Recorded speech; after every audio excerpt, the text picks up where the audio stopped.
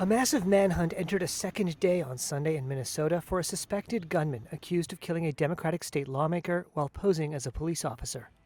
Our state lost a great leader, and I lost a dearest of friends. Governor Tim Walz characterized the crime as a, quote, politically motivated assassination.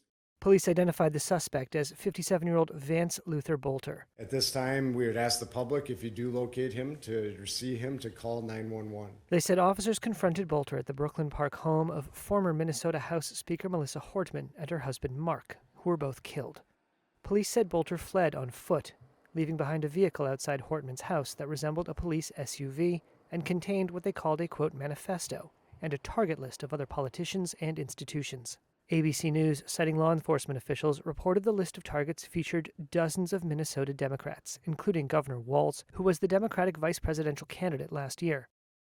According to online postings and public records reviewed by Reuters, Bolter has links to Christian evangelical ministries and claimed to be a security expert with experience in the Gaza Strip and Africa.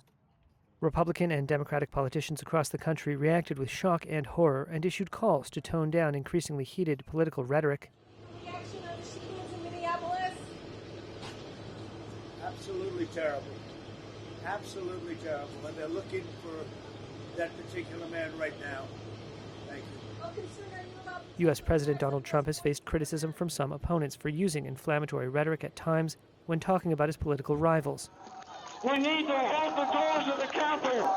In one of his first moves in office earlier this year, Trump pardoned nearly everyone criminally charged with participating in the January 6, 2021 Capitol attack.